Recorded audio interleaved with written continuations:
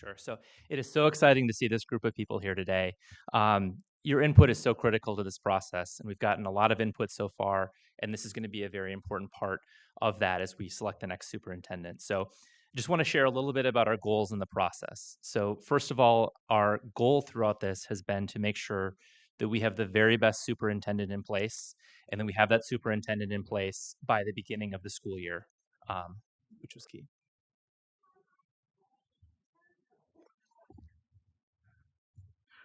Brendan, we can. Yeah. Sorry, technical Little feedback. difficulties. Delay. It sounds great though, Ben. Thanks. Great job. It's always disconcerting to hear how your own voice sounds over a live stream like that. So thanks for your patience right now. But a little bit about our process and where we've come so far. So on May 5th, many of you joined us for a community input forum. We took very detailed notes during that forum, and there was a survey that was delivered afterwards to the entire community. And just want to share a couple of things that we heard from that survey. So especially about the characteristics in a superintendent. So we heard that we want to be continuing to raise academic achievement, building trust and community connection, recruiting and retaining the very best staff. We want our superintendent to be extremely visible across all of our schools and in our community. And we heard above, perhaps all else, transparency, communicating, explaining decisions, and making sure our community understands what's going on at our schools at all times. We took that very seriously. Over the weekend of May 8th, or May 9th, we reviewed the applications. We had more than 20 applicants put in for this position from across the country. We reviewed those applications with that community feedback in mind that you delivered to us. On Tuesday, May 9th, we held a board meeting executive session where we reviewed the applications, all those 20 plus applications, discussed the community feedback in those applicants, and we narrowed it down to 4 candidates that embodied what the district wants and what the district needs in our next superintendent. This weekend, we identified 4 candidates. We interviewed all 4 of those candidates this weekend, spent a lot of time with them, asked a lot of questions based on the feedback that you gave and our priorities. We narrowed it down to 2, and we're very excited for you all to get some time to hear from each of those 2 candidates today.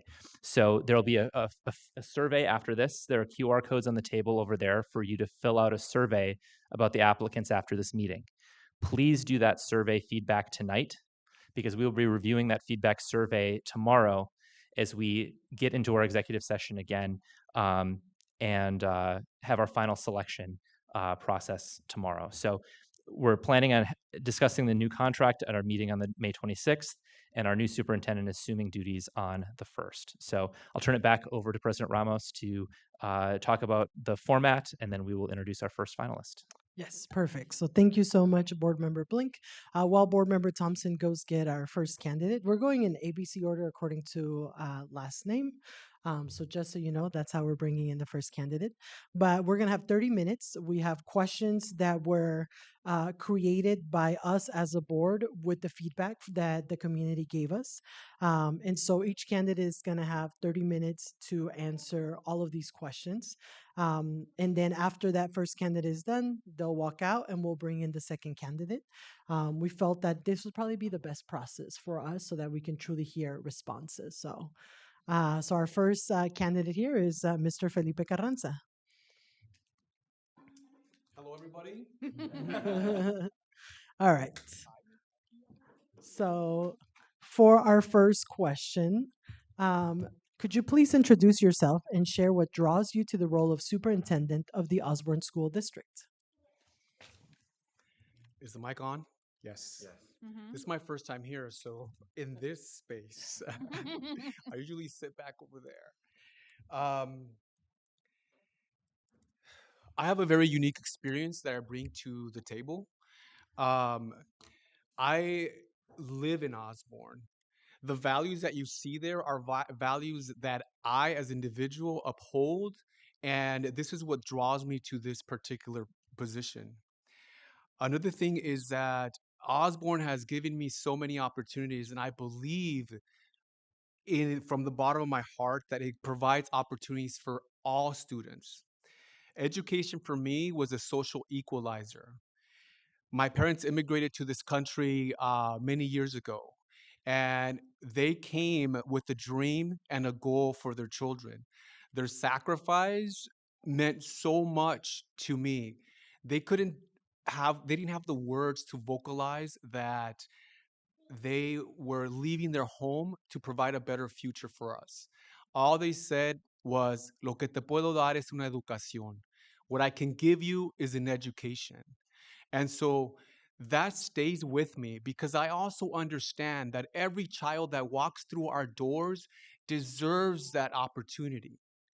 Now, I have a child that's right there. And as she comes through these doors, I also understand that I want her to have the best experience. I want all children to have that experience. Osborn is such a unique place that we have the potential to ensure that children feel successful every single day. Another thing is my experience. I've been in the district for 9 years. I've served in multiple capacities. I've been a site administrator, a principal coach, and then now I'm calling myself this a turnaround principal because I was put in a setting where I was asked to do work that had not been done before. And it all stems from one thing. It's a moral imperative going back to our students that are walking through these doors that they deserve the best education possible. And we can provide that here at Osborn. And that's what draws me to this position and interests me in moving forward. Thank you so much. Second question. During our first community forum, we learned that student achievement was the top priority for the Osborne community. In your first year, how will you work with principals, teachers, and families to raise the bar on student achievement? You know, we are poised to be a choice district. We already have what it takes when we think about social emotional learning. Because when children come into our doors, they're wrapped around with services. How I think about a student achievement, I think about it in the way of having a very clear vision. What is the goal? What is the one thing that our students should walk away as scholars from this district? The biggest thing that comes to mind is also instruction. How do we ensure that every single classroom is providing quality opportunities for students in the form of instruction? But as important is how do we support teachers so that that's able to take place? And in talking about support, how do we support students who are not meeting our expectations in regards to benchmarks that are set or goals that are set for them? While that is happening, also, how do we ensure that our educators have what they need in order to make sure that they're meeting their students' fullest potential? So that's some background. When I think about my first year, I already have a 90-day plan. I am the kind of leader that leads with vision, that is that empowers others to act. I also am the type of person that is action oriented. So I do have my 90-day plan that I keep referencing. One of the things that I would do is hold listening sessions with not just with our principals but our teachers and our families. Make sure that I find myself in spaces where the action is taking place, and that is in the classrooms. So I would start by listening. Then I would start by defining and aligning some of these themes that I'm hearing throughout. What sets me apart, I'll go backwards to go forward, is that these listening sessions or these moments that I would spend with our educators are going to be really rapid. I know the community.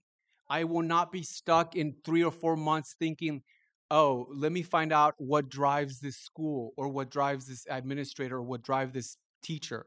I already know that. Of course, there's some nuances that I still need to discover, and I'm willing to do that work. So that's back, my experience is something that sets me apart. But then also thinking about how do we align some of these efforts so that we're all going in the same direction. Um, and then thinking about families, it is super important that families feel heard and that we're meeting not just their academic needs, but their social emotional needs. When I was a principal at one of our schools, someone told me that it stays with me. At this time, I wasn't a parent yet, so I didn't understand the full complexity of this comment. Was I really don't care what my child learns. What I care is that they feel saved, that they feel loved, and that they feel safe. At that moment, I didn't understand that, right? But now, as a parent, that's what I want for my child. Academic success is really, really important. And I agree because we need to ensure that we are a choice district. And that will happen through our academics and our social emotional well being.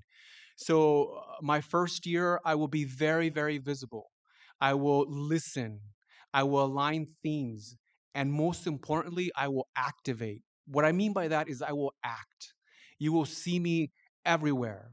Sometimes you probably would say, "Didn't I just see you yesterday?" But that's going to be all right because my goal is not only to be visible, but to ensure that I'm also listening.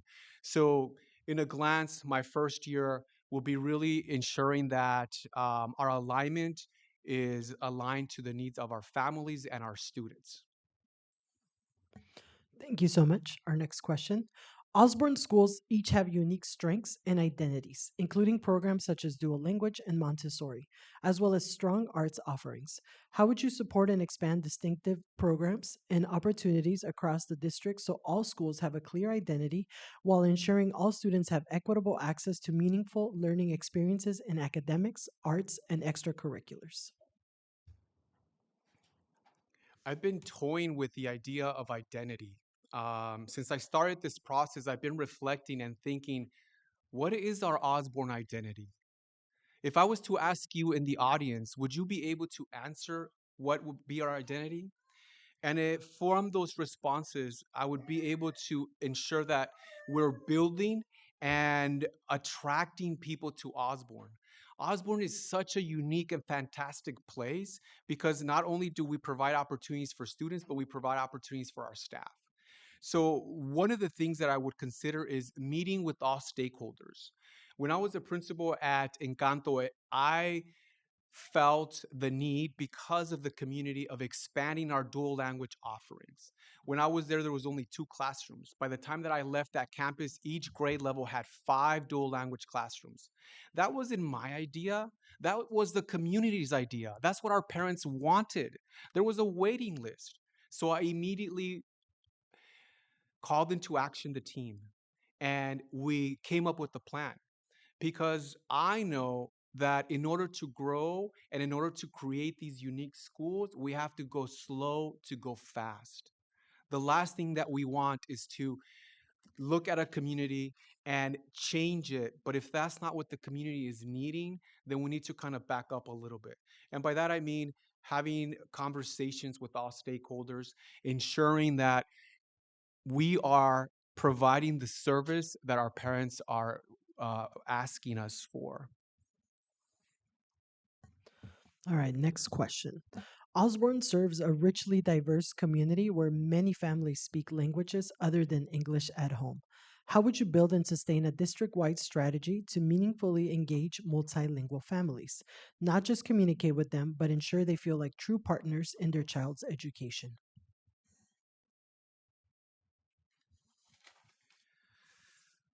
I am a second language learner.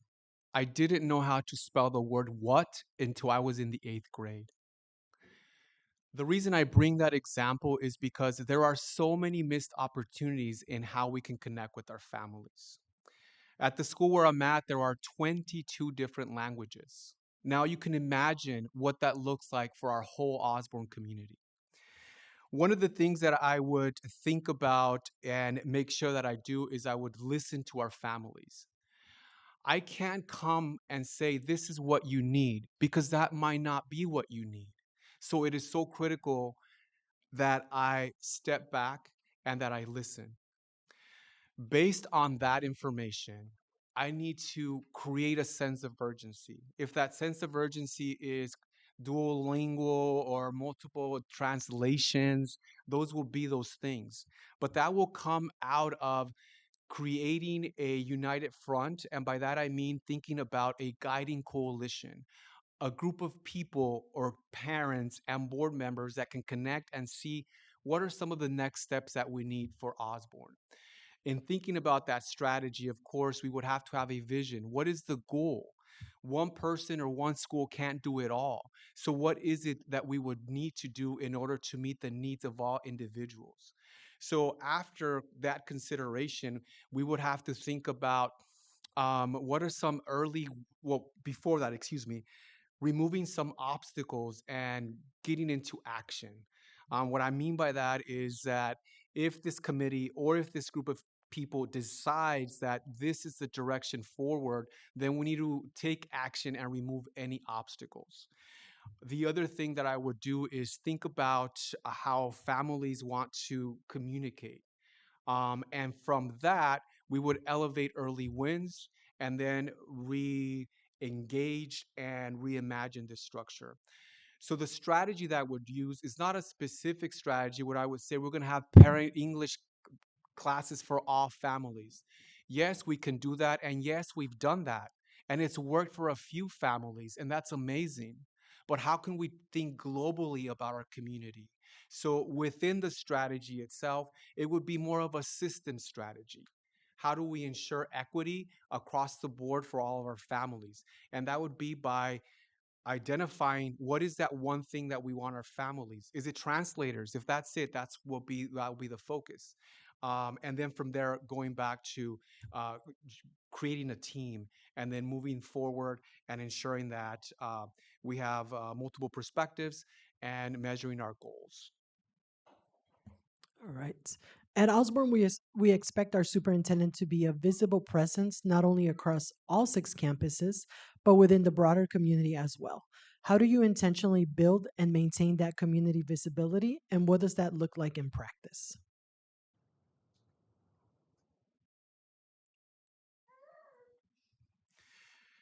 Um, Visibility is a a very interesting thing. I sometimes run into you all at the store. I live in the community. I embody the community. So being visible for me is not an issue.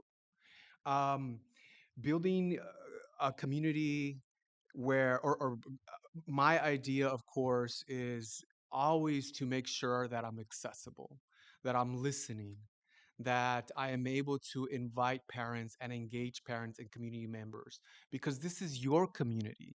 Yes, if I'm selected for this role, of course, I will have the position, but that means nothing if I'm not engaging with you all and your needs and your wants.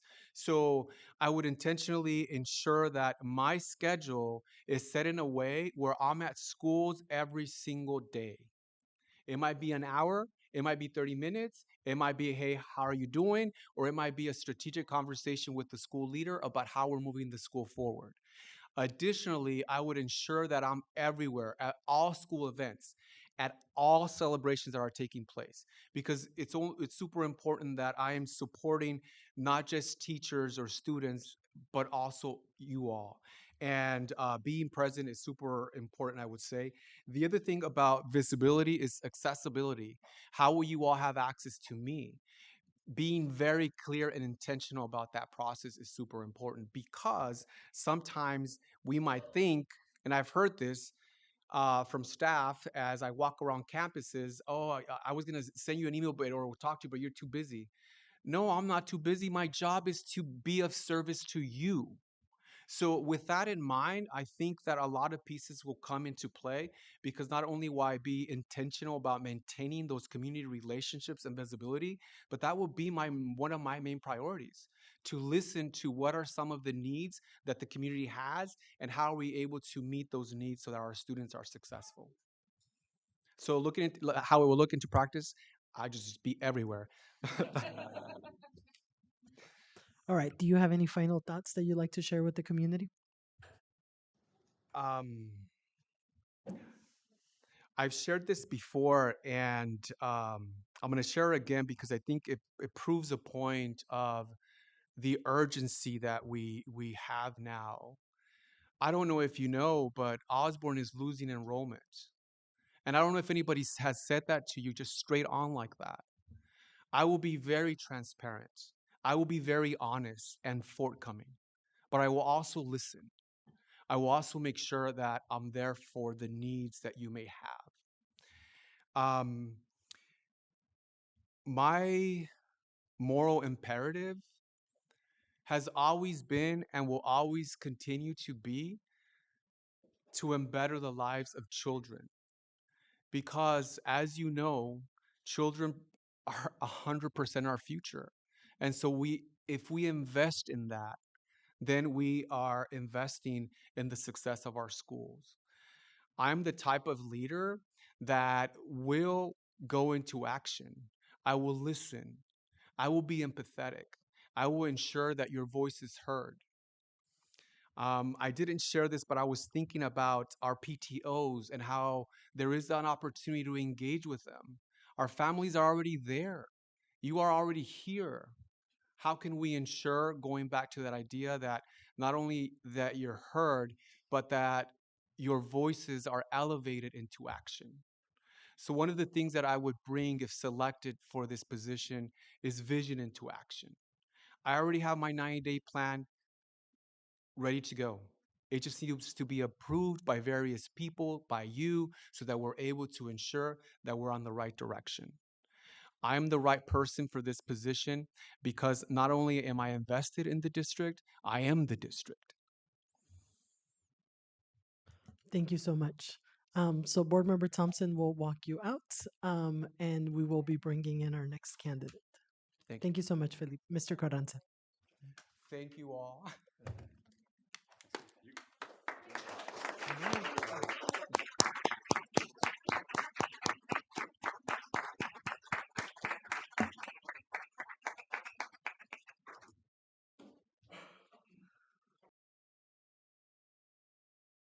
We will be bringing in our second candidate, Dr. Jessica Edgar, and we will have the same forum, same questions for her. So she'll be in here in one quick minute. And for those of you watching at home, just so you know, the link to the survey will be shared on that YouTube at the end of this next section.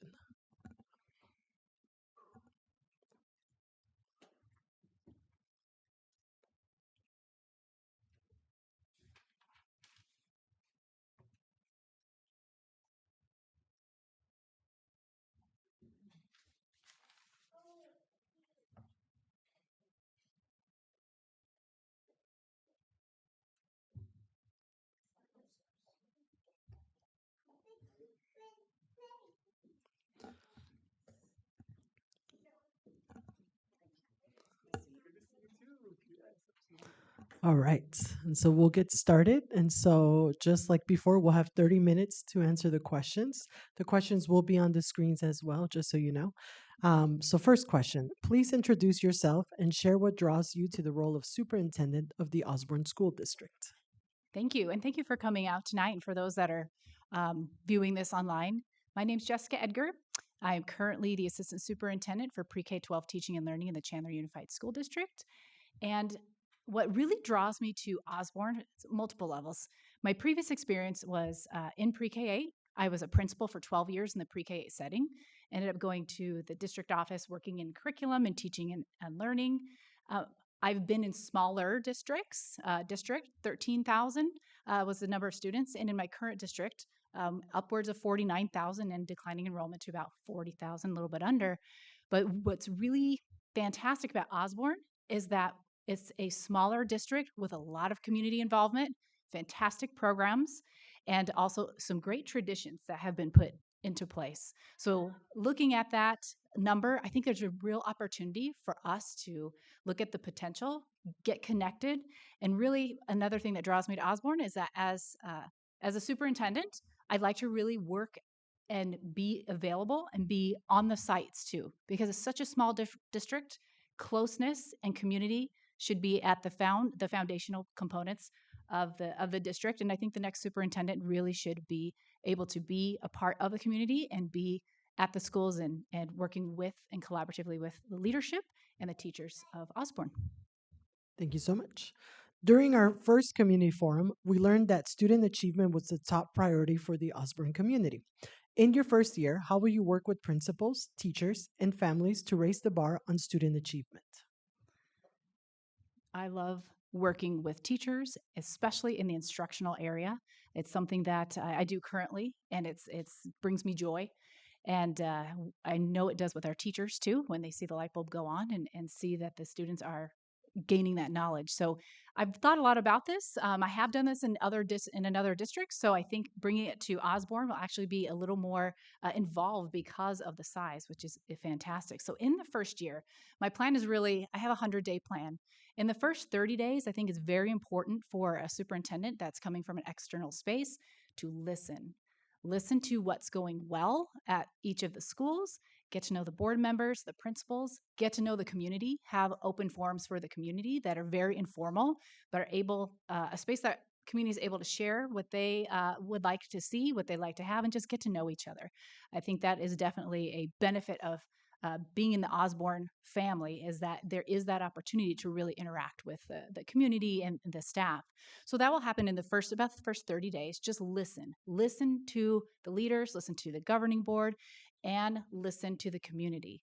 In the next 30 days, my plan would be to really dive deep into the assessments and the instructional data at each of the school sites, alongside our district leadership and the school site leadership, because historical knowledge is very important. Understanding where our students have come, what strategies have we used instructionally, and where can we possibly move forward. So that'll be around the 60-day plan.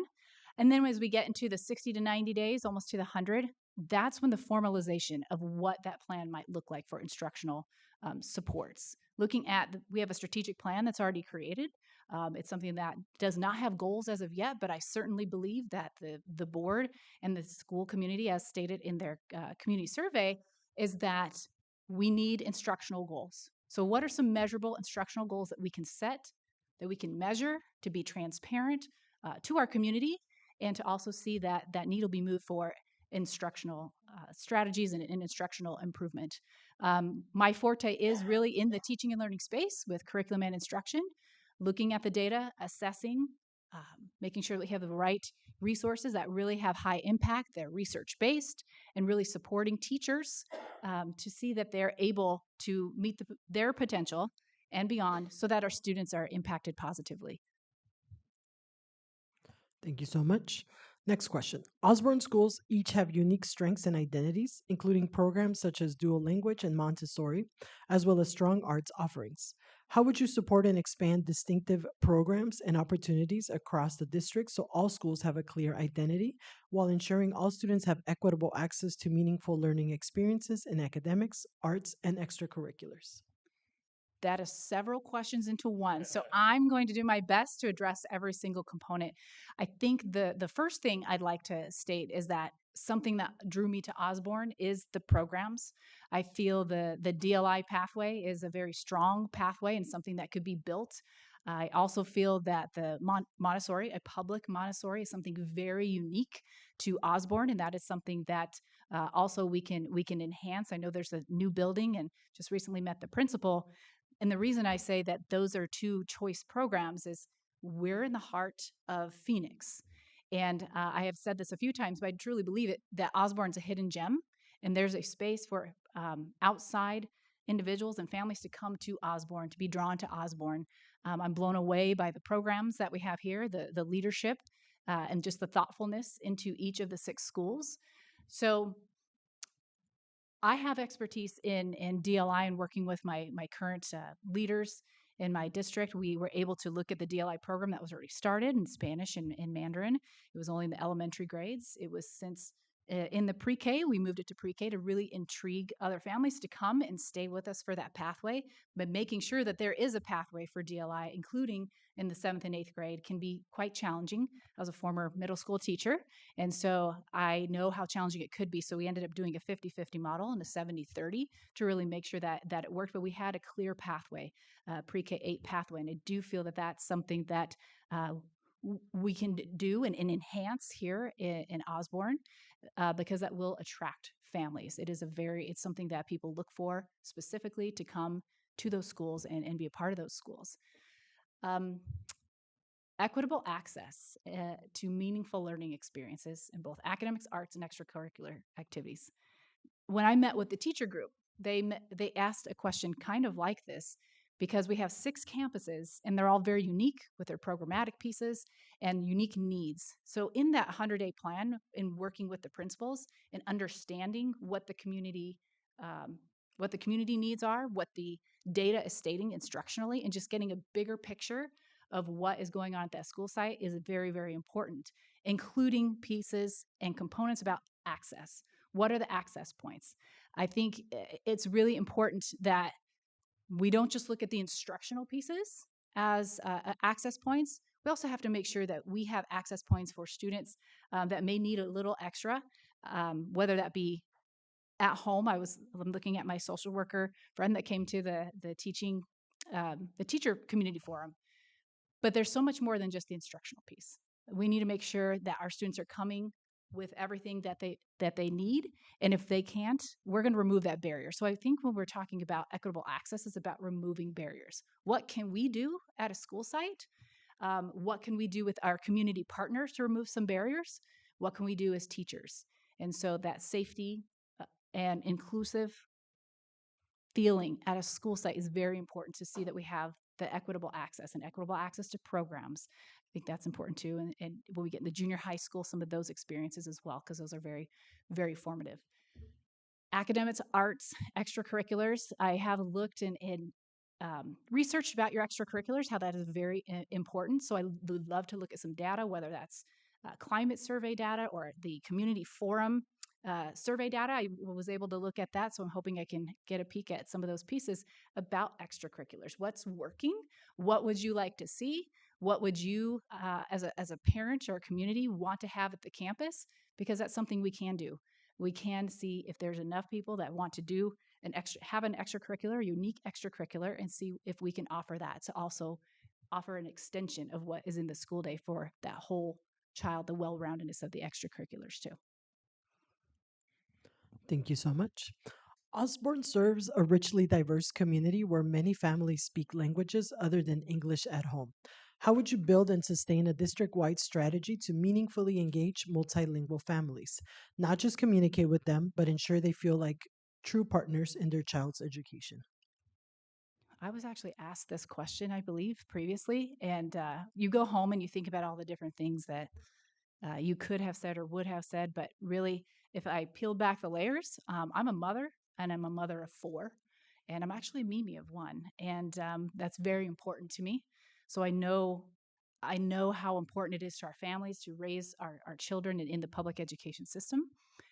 But I feel one space in which we won't have a barrier is the emotional component, and how intently we show our emotions just by interacting. So, although I am not bilingual or multilingual, I do recognize that, and I know that that is something that I will need to create space, intentional space to connect with the community. I do have an open door policy. This district I feel is very community and family oriented, and my goal is to listen intently, remove that barrier, just like we do with our students, remove the barrier so that we can have a conversation that's meaningful. Um, and that really we get to the heart of what the problem is. And if it's not something necessarily where there's a language barrier between myself and the family, um, and there needs to be more. We have apps, we have different things like that. However, I do feel that there's a space that needs to be created, an intentional space, so that we can listen to each other intently and really understand. And I think not knowing the language, it will be on me to hold myself accountable to truly listen, identify the problem, and carry through what actions need to be carried through with great intention. So that is something that I will bring to the table if I'm chosen as your next superintendent, because I do want to ensure that our families feel like they are part of the child's educational journey. Thank you. At Osborn, we expect our superintendent to be a visible presence not only across all 6 campuses, but within the broader community as well. How do you intentionally build and maintain that community visibility, and what does that look like in practice?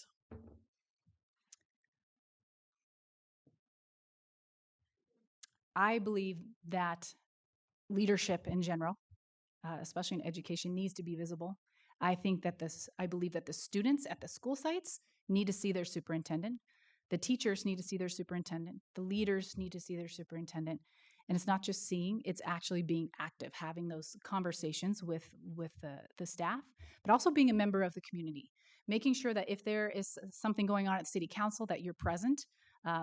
I feel that superintendents are the best individuals to really get out and share the narrative of the school district. But I also believe that it is important that our staff and our community is able to share the narrative about Osborn. I want our community coming out and saying all the different the fantastic programs that we have. This teacher was great, or this is this experience I have. I see a few, looks like maybe students or former students in the audience, and so that's also word of mouth is the best way to really connect with the community. And as the superintendent, I will be part of the community by attending community events, making sure that we're out at school sites, also looking at partnering with different community businesses.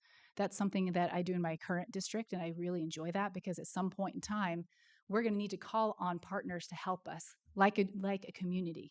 We'll need partners with us to support us as we move forward, as we look at different strategic plans, as we look at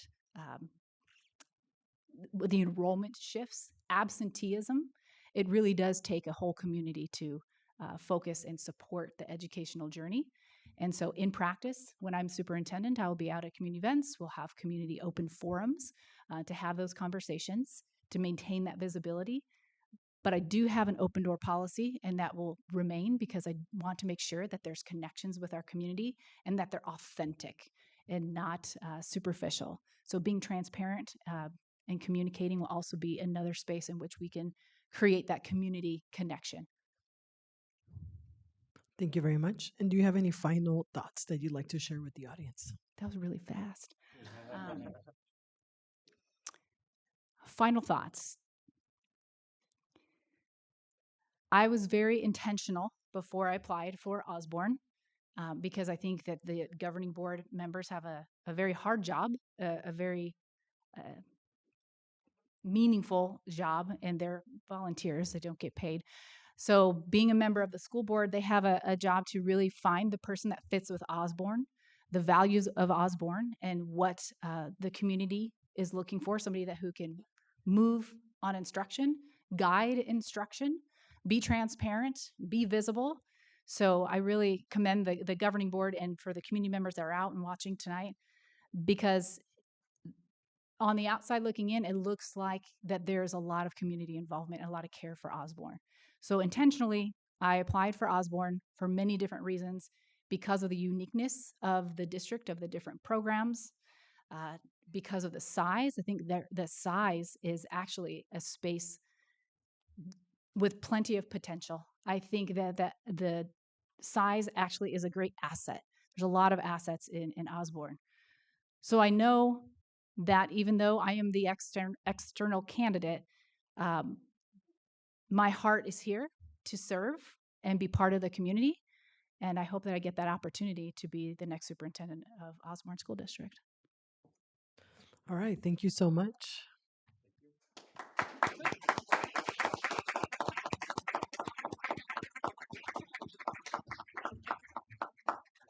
All right. And for the community, just so you all know, we are going to be going into executive session as a school board so that we can, you know, debrief and discuss our next steps. We will be making a final decision tomorrow. So we will be going into another executive session tomorrow. Please fill out that survey. There's QR codes on the screen. There's QR codes on the tables. And for those at home, there should be a link now available through the YouTube page. So can I have a motion to go into executive session? I move that we go into executive session. Second. All right, it's been moved and seconded. All those in favor? Aye. Opposed? Hearing none, the motion passes. Thank you for coming, everybody. Really appreciate it.